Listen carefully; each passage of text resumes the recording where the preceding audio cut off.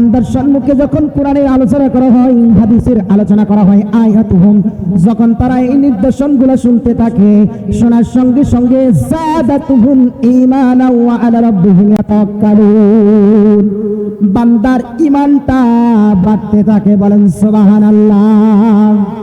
বান্দার ঈমান বাড়তে থাকে। ও বন্ধু, আল্লাহ রাব্বুল আলামিন এই সূরাতুল ইমরানের 31 এবং 32 নম্বর আয়াতের মধ্যে শানি নজুল লিখতে যাইয়া ইবনে কাসির লেখেন এবং আল্লামা ফখরুদ্দিন রাজি তাফসীর কাবীরের মধ্যে আসছে, মক্কার কাফেররা তারা মূর্তি পূজা করত, ইব্রাহিম আলাইহিস সালামের ধর্মের বিরোধিতা করত।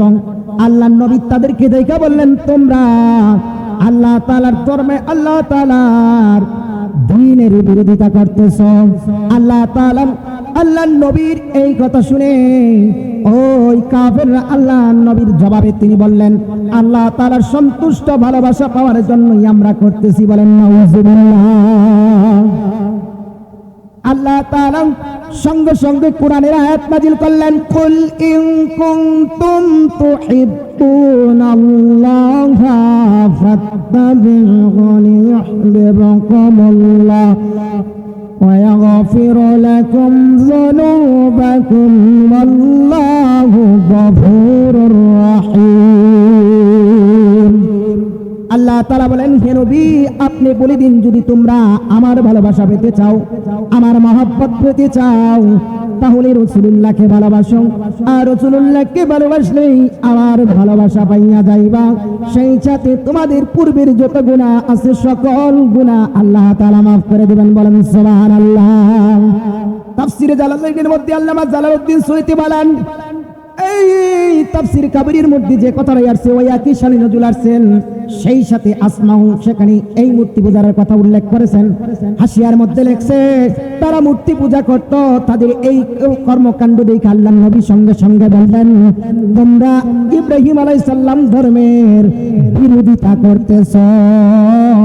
সঙ্গে সঙ্গে তারা বললেন, ইব্রাহিম আলাইহিস সালামের ভালোবাসা মহব্বত পাওয়ার জন্যই আমরা এগুলো করতেছি। আল্লাহর নবী এই কথার পরিপ্রেক্ষিতে আমাদেরকে এই মহতি জলসা এখানে আসার বসার তৌফিক দান করলেন। সেই মহান আল্লাহ তাআলার দরবারে সকলেই বলি আলহামদুলিল্লাহ। সেই নবীর শানে দরুদ পড়ি, যেই নবী দুজাহানের বাদশা সাইদুস সাকালাইন বাদরুদ্দুজা, সাইদুস সাকালাইন শামসুদ্দুজা, সেই নবীর শানে সকলেই দরুদ পড়ি সাল্লাল্লাহু আলাইহি ওয়াসাল্লাম। সূচনা ভূমিকার দিকে যাব না, সময় সংক্ষিপ্ত। যাই হোক, তাফসীরুল কোরআন মাহফিলে তাফসীর করার চেষ্টা করাই এটা আমাদের জন্য শ্রেয় বা উত্তম। আল্লাহ তাআলা সূরাতুল ইমরানের 31 এবং 32 নম্বর আয়াতে রাসূলুল্লাহর মহব্বত ভালোবাসার কথা বলেছেন। আমার সঙ্গে সবাই তেলাওয়াত করেন, বিসমিল্লাহির রাহমানির রাহিম। কুল ইন কুনতুম তুহিব্বুনাল্লাহা ফাত্তাবিউনি ইউহিব্বুকুমুল্লাহ ওয়া ইয়াগফিরু লাকুম যুনুবাকুম ওয়াল্লাহু গফুরুর রাহিম। কুল আতিউল্লাহা ওয়া রাসূলা ফাইন তাওয়াল্লাউ ফাইন্নাল্লাহা লা ইউহিব্বুল কাফিরিন। বলেন আল্লাহু আকবার। আল্লাহ রাব্বুল আলামিন এই আয়াতের মধ্যে বলেন, কুল ইন কুনতুম তুহিব্বুনাল্লাহ, হে নবী আপনি বলেন, ইন কুনতুম, যদি তোমরা ভালোবাসতে চাও, তুহিব্বুনাল্লাহ, আল্লাহ তাআলার ভালোবাসা চাও, তাহলে ফাত্তাবিউনি, তাহলে আমার অনুসরণ করো, ইউহিব্বুকুমুল্লাহ, তাতেই আল্লাহ তাআলার ভালোবাসা পাইয়া যাবা। বলেন সুবহানাল্লাহ। কার ভালোবাসা পাইয়া যাইবা? আল্লাহ তাআলার ভালোবাসা পাইয়া যাইবা। শুধু তাই না, আল্লাহ রাব্বুল আলামিন আরো বলেন ওয়া ইয়াগফিরু লাকুম যুনুবাকুম আল্লাহু গফুরুর রহিম। আর বান্দার পূর্বে যত গুনাহ আছে সকল গুনাহ তাকে maaf করে দিবেন, বলেন সুবহানাল্লাহ। আল্লাহ রাব্বুল আলামিন পরের আয়াতের মধ্যে বলেন কুল আতিউল্লাহ ওয়া রাসূলাহ। হে নবী আপনি আরো বলুন আতিউল্লাহ এবং রাসূলা, যারা আল্লাহ তাআলা এবং তার রাসূলকে আতায়াত করে মহব্বত করে ভালোবাসে। ফাইন তাওয়াল্লা, আর যারা মুখ ফিরিয়ে নেয় ফাইনাল্লাহা লা ইউহিব্বুল কাফিরিন, আর আল্লাহ তাআলা সীমালঙ্ঘনকারীদেরকে ভালোবাসেন না, বলেন নাউযুবিল্লাহ। আরেকটা হাদিস পড়েছিলাম, আল্লাহর নবী বলেন মান আতানি ওয়া মান আতাল্লাহ ওয়া মান আসানি ওয়া মান আসাল্লাহ। আল্লাহর নবী এই হাদিসের মধ্যে বলেন যে আমার অনুগত করলো সে সরাসরি আল্লাহ তাআলাকে অনুগত করলো, বলেন সুবহানাল্লাহ। পক্ষান্তরে যে আমার অবাধ্য হয়ে গেল ওয়া মান আসানি ওয়া মান আসাল্লাহ, সে সরাসরি আল্লাহ তাআলার অবাধ্য হয়ে গেল, বলেন নাউযুবিল্লাহ। ও বন্ধু, এত সুন্দর তাফসীরুল কোরআন মাহফিল সাজাইল, 4 গ্রাম মিলন সমন্বয় করে একটা মাহফিল সাজাইল, এত সুন্দর প্যান্ডেল করলো, হাজার হাজার লোক আসবে, এত সুন্দর প্যান্ডেল করলো। কই কই ও বন্ধুরা রে, আমার ভাইরা রে, দোকান পানি আর কতক্ষণ বসে থাকবা? সুন্দর সুন্দর কথা হচ্ছে, আল্লাহ তাআলার কথা হচ্ছে, যেই কথার মাধ্যমে বান্দার হেদায়েত আসে যাবে। কেন না আল্লাহ তাআলা বলেন যখন বান্দাদের সম্মুখে কোরআনের আলোচনা করা হয় বান্দারা তখন চুপ থাকতে, আল্লাহ তাআলা বলেন ওয়াইজা কুরিয়াল কুরআনু ফাসতামিউ লাহু ওয়া আনসিতু লাআল্লাকুম তুরহামুন। আল্লাহ তাআলা আয়াতের মধ্যে বলেন ওয়াইজা কুরিয়াল কুরআনু ফাসতামিউ লাহু, আর আল্লাহ তাআলা বলেন যখন তোমাদের সম্মুখে কোরআনের আলোচনা করা হয় তখন ওই মজলিসের মধ্যে চুপ করে থাকো এবং মনোযোগ দিয়ে শোনো, তাতে তোমরা রহমত প্রাপ্ত হইতে পারবা, বলেন সুবহানাল্লাহ। শুধু তাই না, আল্লাহ তাআলা আরো বলেন, আল্লাহ তাআলা আরো বলেন, কি বলেন? আল্লাহ তাআলা বলেন ওয়াইজা তুলিয়াত আলাইহিম আয়াতু যাদাতহুম ঈমানা ওয়া আলা রাব্বিহিম ইয়াতাওয়াক্কালুন। বান্দার সম্মুখে যখন কোরআনের আলোচনা করা হয়, হাদিসের আলোচনা করা হয়, আয়াতুহুম, যখন তারা এই নির্দেশনগুলো শুনতে থাকে, শোনার সঙ্গে সঙ্গে যাদাতহুম ঈমানা ওয়া আলা রাব্বিহিম ইয়াতাওয়াক্কালুন, বান্দার ঈমানটা বাড়তে থাকে, বলেন সুবহানাল্লাহ। বান্দার ঈমান বাড়তে থাকে। ও বন্ধু, আল্লাহ রাব্বুল আলামিন এই সূরাতুল ইমরানের 31 এবং 32 নম্বর আয়াতের মধ্যে শানি নজুল লিখতে যাইয়া ইবনে কাসির লেখেন এবং আল্লামা ফখরুদ্দিন রাজি তাফসীর কাবীরের মধ্যে আসছে, মক্কার কাফেররা তারা মূর্তি পূজা করত, তারা মূর্তি পূজা করত, ইব্রাহিম আলাইহিস সালামের ধর্মের বিরোধিতা করত। আল্লাহর নবী তাদেরকে দেখে বললেন তোমরা আল্লাহ তাআলার ধর্মে, আল্লাহ তাআলার দ্বীনের বিরোধিতা করতেছ। আল্লাহ তাআলা আল্লাহর নবীর এই কথা শুনে ওই কাফেররা আল্লাহর নবীর জবাবে তিনি বললেন আল্লাহ তাআলার সন্তুষ্ট ভালোবাসা পাওয়ার জন্যই আমরা করতেছি, বলেন নাউযুবিল্লাহ। আল্লাহ তাআলা সঙ্গে সঙ্গে কোরআনের আয়াত নাযিল করলেন, কুল ইন কুনতুম তুহিব্বুনাল্লাহা ফাত্তাবিউনি ইউহিব্বুকুমুল্লাহ ওয়া ইয়াগফির লাকুম যুনুবাকুম ওয়াল্লাহু গফুরুর রহিম। আল্লাহ তাআলা বলেন হে নবী আপনি বলে দিন যদি তোমরা আমার ভালোবাসা পেতে চাও, আমার মহব্বত পেতে চাও, তাহলে রাসূলুল্লাহকে ভালোবাসো, আর রাসূলুল্লাহকে ভালোবাসলেই আমার ভালোবাসা পাইয়া যাইবা। সেই সাথে তোমাদের পূর্বের যত গুনাহ আছে সকল গুনাহ আল্লাহ তাআলা maaf করে দিবেন, বলেন সুবহানাল্লাহ।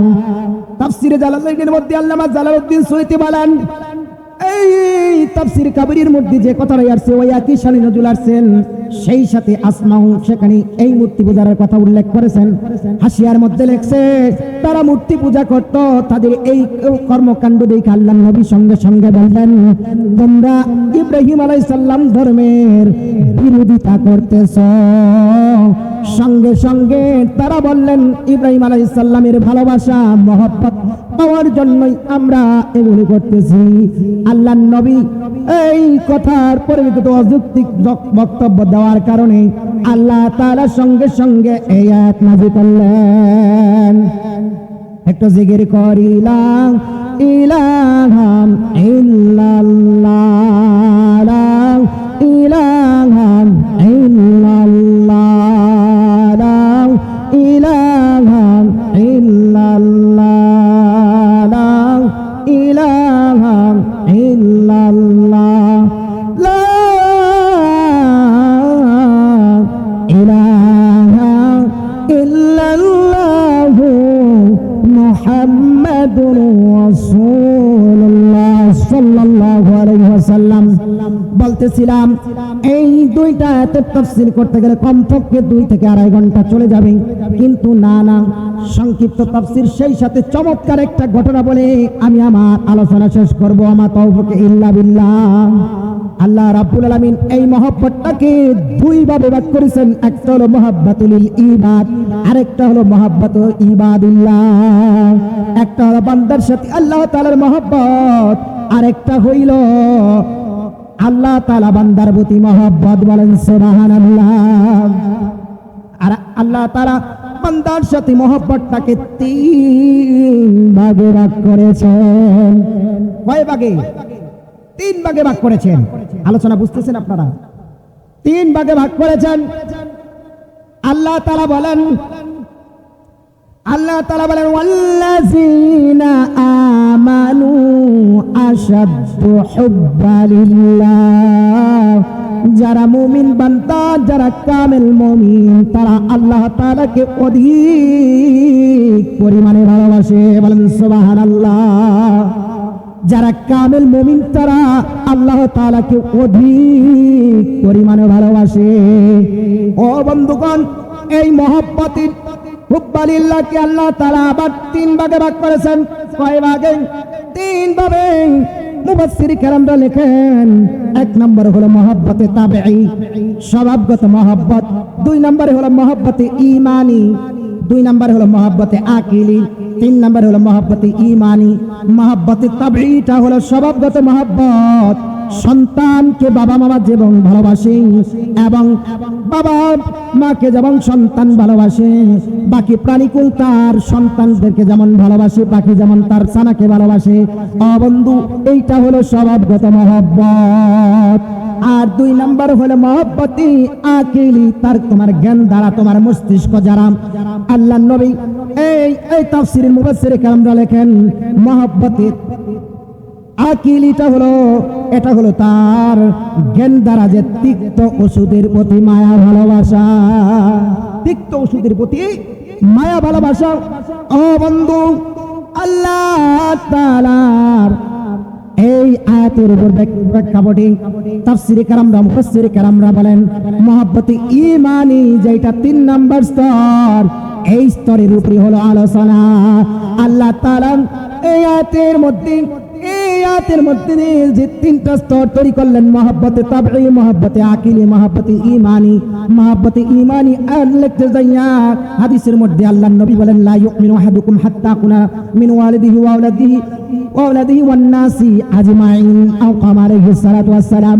আল্লাহর নবী বলেন ততক্ষণ পর্যন্ত তুমি মুমিন হতে পারবে না যতক্ষণ পর্যন্ত না তুমি তোমার সন্তান, তোমার নিজের জান সমস্ত মানুষের চাইতে বেশি ভালোবাসবা। বলেন সুবহানাল্লাহ।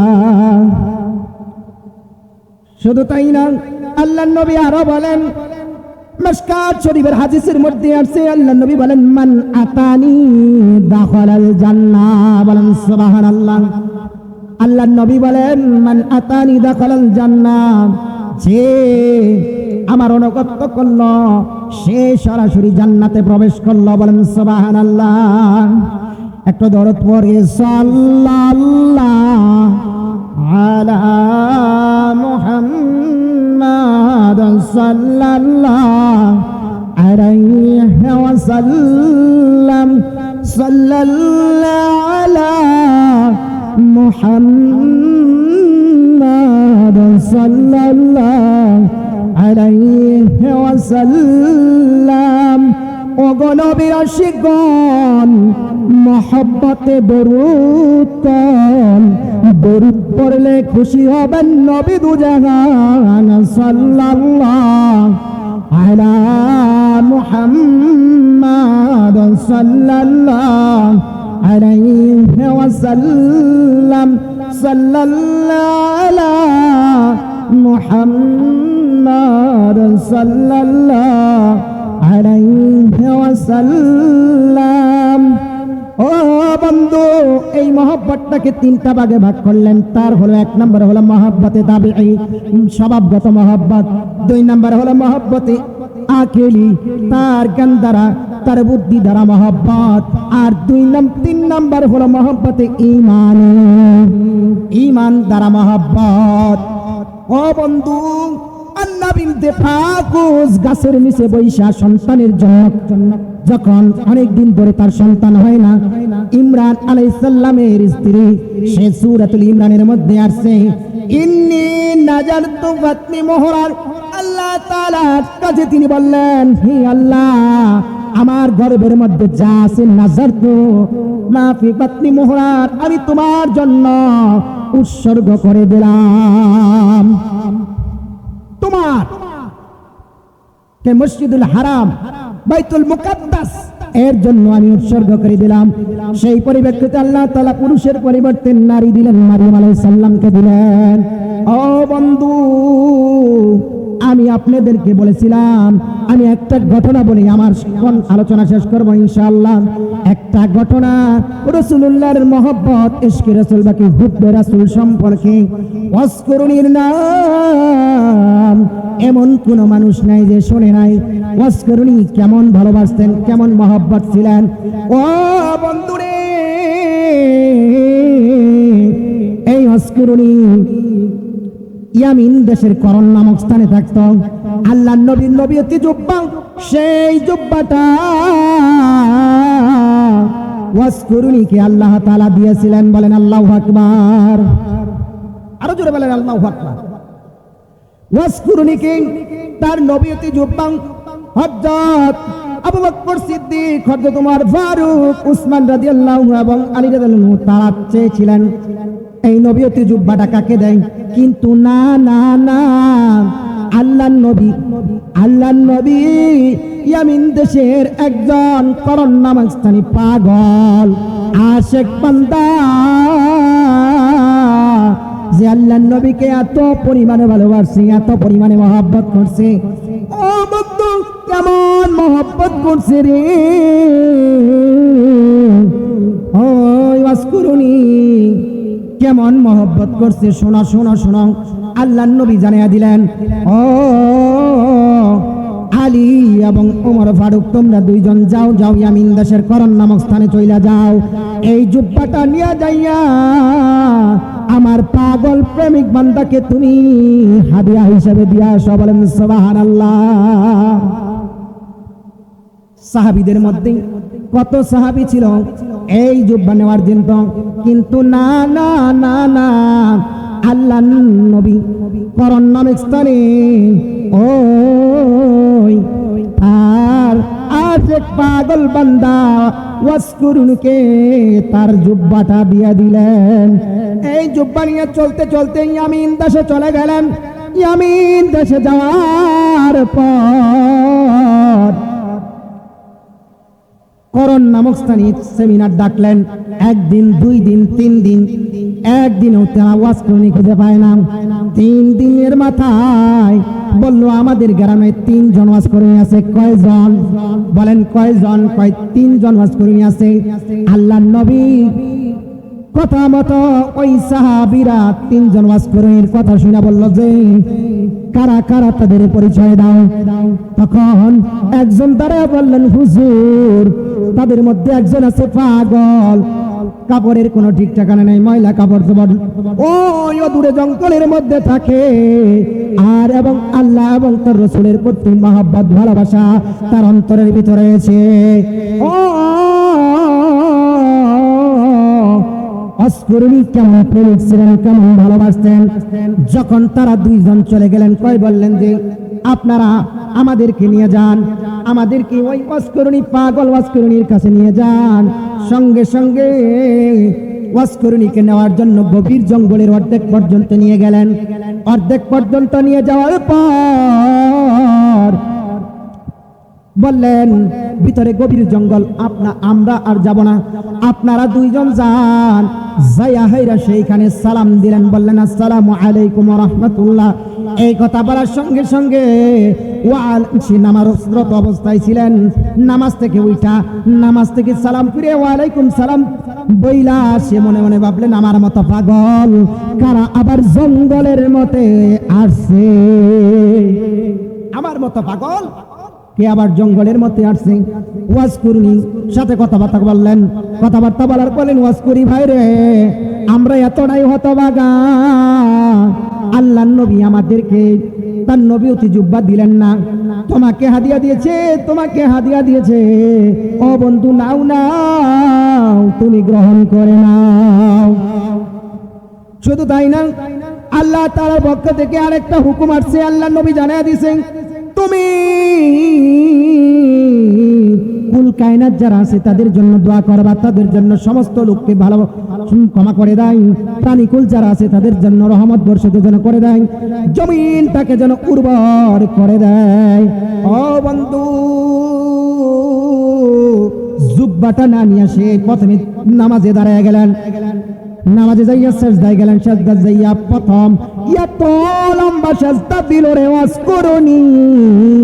সাজদার মধ্যে আল্লাহ তাআলার কাছে চাইলেন, ও আল্লাহ তোমার দুইজন সাহাবী, প্রখ্যাত সাহাবী যারা খলিফাতুল মুসলিমিন দ্বিতীয় এবং চতুর্থ খলিফা আমার কাছে আসছে, আল্লাহ আল্লাহ তাদের এত মূল্য এত দাম, ও তোমার তারা আরজি নিয়ে আসছে, তিনটা আরজি, আল্লাহ সমস্ত আরজিগুলো তুমি পূরণ করে নাও।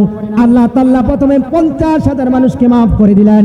আল্লাহ তখন ওয়াজকুরি বললেন না না না, 50,000 হবে না।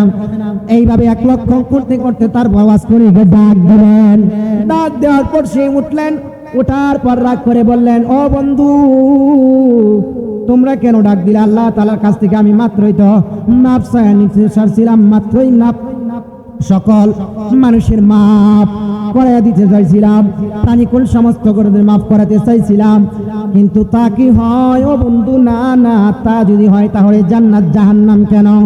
ও বন্ধু রে, কথোপকথন করার পর তারা দুইজন বললেন, ও বন্ধু তুমি তো রাসূলুল্লাহর জামানায় ছিলে, তুমি তো আল্লাহর নবীর সাথে সাক্ষাৎ করতে পারতা, তার কাছে যাইতে পারতা।